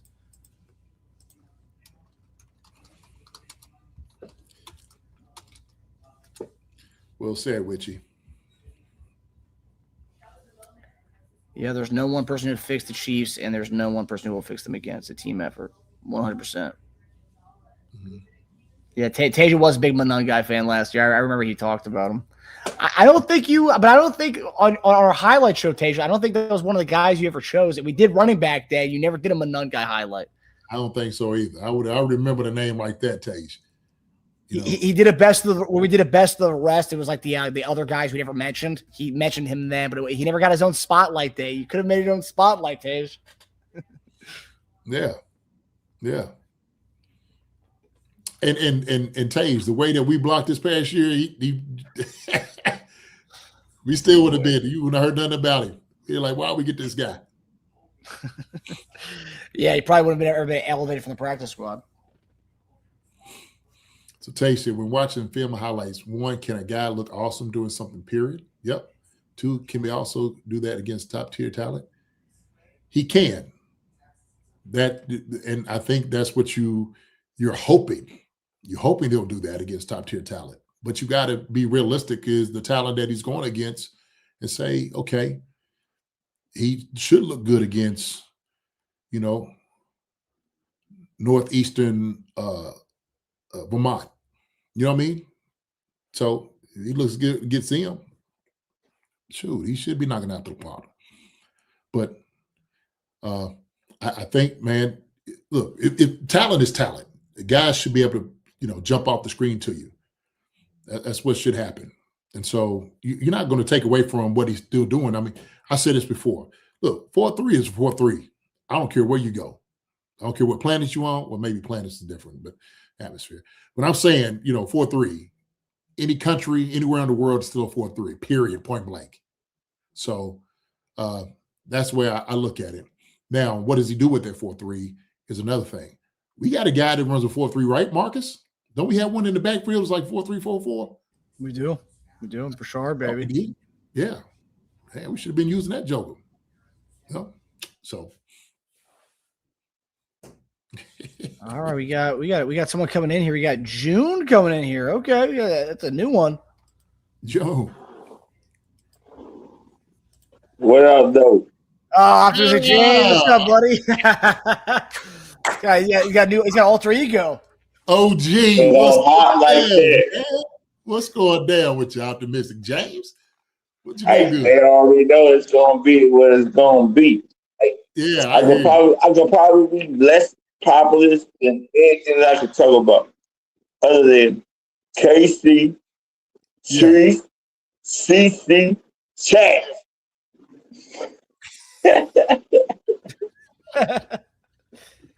I hear you, man. I hear you. Look, Optimistic James. Now you the GM, okay, of the Kansas City Chiefs. All right. You got the number 9 pick, man. Who you going for? Who you got, brother? Who you got? I'm going for a top 4 quarterback, Corner? and I'm holding that joker hostage. I hear you. Wait, you said quarterback, Optimistic? Yep. Quarterback? I'm taking a top 4 quarterback. I'm taking the top 4 quarterback in this year's draft, and I'm gonna hold that joker hostage. What's the logic? Well, why would I mess around and sit there and just go for a pass defender that mess around and got to go all the way around these, laws that mess around and just make freaking Kansas City Chiefs get a whole bunch of penalties.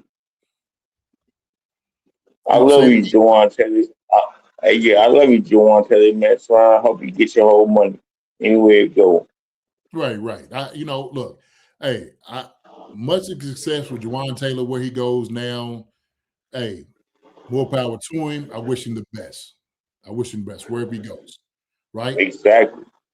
But now he just not going to be here for the Chiefs, man.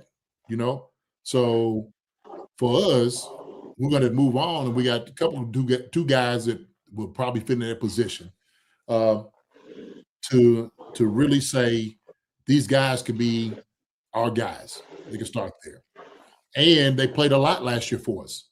So I think we're going to be all right as far as right tackle. I don't think it's a big question like everybody says it is, or maybe some of these people. Because I was looking over here, Marcus, and I'm sitting there thinking, like, does anybody watch the Chiefs that's in, like, the national media? I don't think they do, man.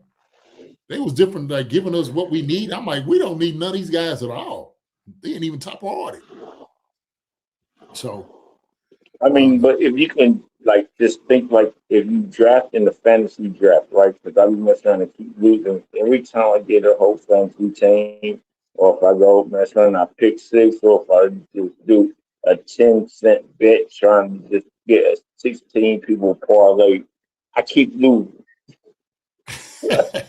Yeah. Listen, that's one thing we can't do. We can't draft like we do in fantasy football. Can't do that. Fantasy is totally different than what we need for our Chiefs wise, man. So, but yeah. Hey, man. But I keep on doing it. I keep on losing 10 cents. I keep on losing 10 cents. I keep on losing 10 cents. I keep on losing 10 cents. And I keep on saying, if I win one time. Oh. I got you. Man. Optimistic J, man, I appreciate you, man. We miss you, brother. We ain't seen you in a while, man. We ain't seen you in a while. The train tracks. It's just the same old thing. Hey, if you got to work, you mess around, you got to come back when you can't work. That means if you can't work, then you come back when you can work. So it's all the same thing. Yes, sir. No doubt about it. But when I can't, sometimes I can't work, but I work. Okay. Sometimes I can't. I got you. Well, look, brother, listen, man, hold it down, okay? You hold it down, man. Like you said, always good seeing you. Brother. All right. You got any shout outs for anybody while you're here? Oh, yeah. Hey, the Monty Green Beans, I seen you over there on that freaking MREC. Stop that cussing. You can mess around and have better talk. You know what I'm saying? You could just sometimes you just rise and ride. You ain't got to do the whole. Hey, he said that he was messing around and he was doing it for Kansas City. Kansas City don't talk like that. Who's that? Marcus is saying that? Marcus? And that's just the Monty Green Beans went over to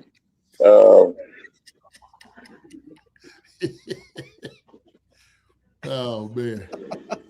but no, like I promise you could edit better than me. Oh, yeah. Well, we love you, buddy. We love Delmonte as well. all right.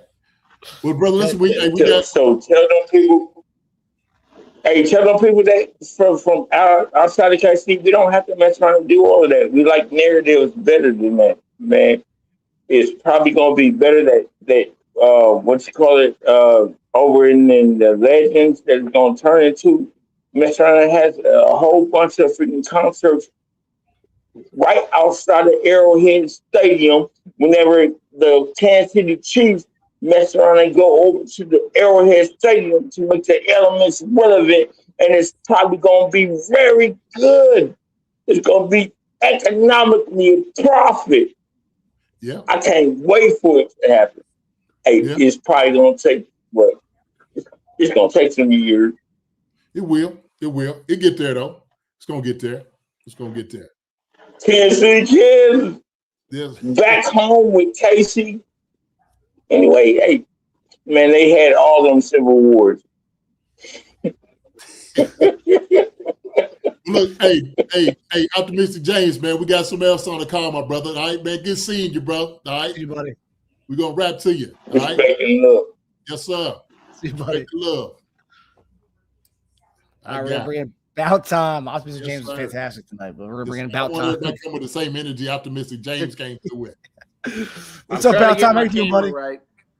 How you guys doing? What's up, man? What's going down? About time? Let me tell y'all, I didn't even come to talk Chiefs. I just came to talk JD. Bro, Okay. I love you, man. Every time I reach out, you always respond.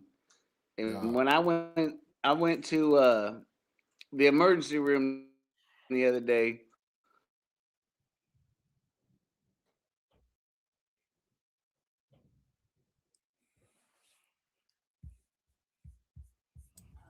About Time, you there, buddy? Yeah, cut out on us. I think we lost About Time. He was had a deep story to tell there, man. Yeah. Here we go. About Time, you there, buddy? Are you there? About Time. Yes, sir. Yeah, I'm here. Can you hear me? Now we can hear you. Yeah. Okay. Uh-huh. I can't see you. I came to just let JD know how I love him, man. When I went to the emergency room the other day, I live down here in Mississippi now, and I only get to see my wife about once every 3 months. And my best friend from the Army 30 years ago, it took me 20 years to track him down. Every person I saw with a horseshoe brand or purple and gold, I said, "Do you know this man?" And they tracked him down for me, and I called him, and I said, "I'm on my way to the room, man. I got serious medical issues." He said, "Where are you going?" "I'm on my way." And when that man came in there, oh, there we go. I'm good to go now. Yes, sir. He came in that emergency room, gave me the biggest hug, and told me how much he loved me. I said, "Man, I've loved you from day one." Yeah. And it was great to see him, and it made my day. So, I didn't really come to talk. I thought it was funny, y'all guys was talking about Jamal Charles. Yeah. Keeps now on me. I got my Jamal Charles jersey on, but he came in there. He gave me the biggest hug. He damn near lifted me off the ground. I was like, "Hey, bro, you got me feeling like a kid up in here. Cut that out him." Yeah. And he gave me the biggest hug you ever seen. He said, "I know you got no family here." And he lifted me up, and it made my day. So you talking, man? I love that, bro. Like my own family. Man, listen, you I can't hear you at all. Why can't I hear you? I don't know how to use this thing. What do I got to do to hear you? We can hear you fine. Yeah, we can hear you. Can y'all hear me? Shake your head if you can. Yeah. Yes. Mhm. I can't hear nothing you're saying. You can't hear us? I don't know. You have us on mute, Marcus? Hold on, let me see if I can get this You should hear us. set. I don't know what I'm doing. I'm 53. I just turned 53 6 days ago. I'm an old fart. I don't know what I'm doing. I can't get the sound on. I can't hear you. I can see you. I can't hear you.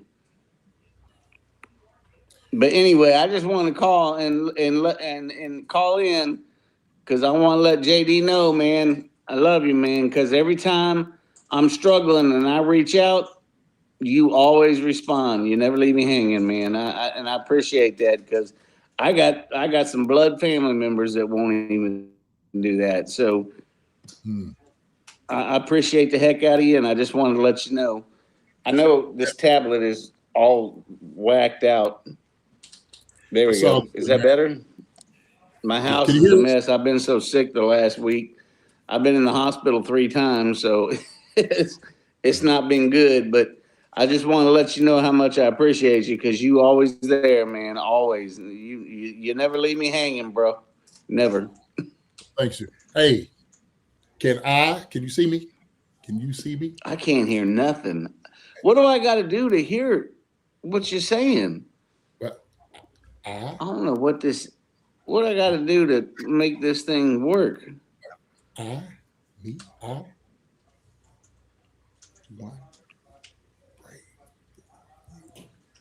appreciate that too, because I'll take all of them I can get it. Because it's a damn shame now. My wife and me are both terminal. I was like, I can't be terminal. I need to be here for my wife. I told the doctor yesterday, I said, man, I could care less if I die, but I need to be here for her. I said, I can't be terminal. She needs me to keep her alive. Yeah. Well, I don't know why I can't hear you. I don't know what's going on. I ain't got it on mute. The volume's all the way up. I'm gonna do a quick prayer for About Time. I know he can't hear me, but he may be able to get this on the back end. First, Heavenly Father, I just want to thank you right now for About Time. Is there a way I can type something to hear what you stay in studio? Just want to thank you. Is there something I can type? You know what I'll do? I'm gonna put you on my tablet. Y'all ignore my house. It's a mess. I've been so damn sick. I ain't been able to clean up. So there's chewed up dog toys everywhere. That's okay. But I can turn up my volume on my TV, on my laptop. Sorry. And I can hear you perfectly fine. Hold on. I was like, I can't be terminal. I need to be here for my wife. Now, there you go. I got you on the computer. Now I can hear you. Okay. Yeah. He's a bit delayed there. You're a little delayed. Yeah. So with this prayer, I'm just telling About Time. I'm trying to show y'all my baby.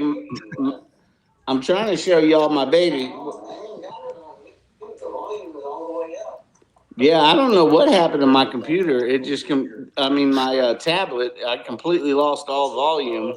Well, About Time, we're going to be lifting you up in prayer. We all praying for you, man. We love you. I just want to tell you, man, that whatever I can do, I'm here to do for you and your wife. I know it's tough. I just tell you right now, my brother, just remain in the fight. Stay in the fight. Stay vigilant in that. And we will keep you guys prayed up. Believe that, my brother. We love you dearly. And you reach out to me, I was going to reach back, man. So love you, About Time, to you and your wife, man. Love you, buddy. Keep in that fight, man. So, and everybody out here is just watching this, we're praying for you too. So everybody that see me real quick, man, dear Heavenly Father, just want to pray for About Time and his wife. Father God, just watch over each and every one of them, the Lord. Strengthen them in their health, in their soul, in their entire life. Watch over them. Give them the strength, the passion, the comfort that they need during this time, dear Lord. Let them remain vigilant. And Father God, we're just going to give you all the praise and glory. In Jesus' precious name we pray. Amen. Amen. So, About Time. Thank you, brother, for coming out and just saying that. And so, love you, buddy. Love you, man. Love you and your wife. That's what we love you guys on here. You know, we do more than just a show, man. We come out here, man. We call y'all family because y'all are. And so I see the names that's on here, and maybe some of y'all who's been new to this. Look, we care about y'all, man. We real people. We come out here, and that's one thing we want to be able to do is we want to be able to shoulder each other's burdens for one another. And so if anybody's going through a hard time, man, we're here to be part of it, okay, to help you out any way with it we possibly can. So thank you for the kind words about time for saying that. Really, it warms my heart. And the guy that came down, that I know you said purple and gold and the horseshoe, I'm thinking it's a cute dog. That has to be who you're talking about. So good time for him, man. And everybody on here, y'all keep supporting About Time. Okay, doing this is his battle he's going through right now. So appreciate it, man. Thank you. So it's good, man. It's good. So I hope About Time got to hear that. yes, sir. Yes, sir. Yeah. So good stuff. Demetrio Spence said he's gonna come on. Said he got a lot to say next week. Okay. We're holding you to that, buddy. We're holding you to that. And look, all of y'all, listen, we're going to have it next week. Y'all come on. We open up the airwaves for people to come on and say what you need to say. Come say hi. Come and talk about the Chiefs and give us, your thoughts and whatever you want to do. And, hey, man, we all here for it. We want to hear for it. So, yes, sir. We appreciate y'all. Yeah. All right, guys. Well, that does it for Chief Concerns presented by FanDuel. We will see you guys on Monday as we attack another position group. And, of course, we'll see you guys Wednesday as well. And we hope for some of you guys. I know General 51 said he was going to hop in tonight. But hopefully him and Demetrio Spence can headline the guest next week for our show with our fans. But, yeah, guys, we hope everybody enjoyed it. No, then sometimes the ladies come in. The last time we had the ladies came in was, it's been a while. Y'all come on in. Y'all got a lot to say. Y'all some really great stuff. So come on, baby. Man. Bring it on in. Come on. Yeah. Well, with that being said, Marcus, great show, man. Great conversation tonight with everybody. Thank you all for coming in, and being with us, and sitting back, listening to us bump our gums over the Chiefs and some of the things that they made. These choices they made in the past few days is great choices. It's going to lead the team in the right position where they need to be. But this offseason is going to be a long one, but this is something we're here for. But with that being said, I always say this, and I keep saying this, make sure you be good to each other. Got to do a much better job of that, okay? Pray for the ones you need to pray for. Keep everybody in your prayers, all right? But keep supporting one another. Love you, girls and guys. Y'all awesome out here. Marcus, my brother, love you. Y'all take care. Have a wonderful night. We will see y'all later. I always hate ending this show, man. We got so much to say. We can sit there all night, chop it up and say. But we could. Yeah, but with that say, man, thank you all. Appreciate y'all. Y'all be good. Have a great weekend. We will see y'all on Monday. See everybody. See y'all later. Love y'all. Love y'all. Hi, everybody. Thanks for watching. Subscribe here to get the latest from the show. Also, be sure to check out the best clips from Chief Concerns. And if you prefer to listen to the show, subscribe and follow us on Apple Podcasts, Spotify, and anywhere else you get your podcasts.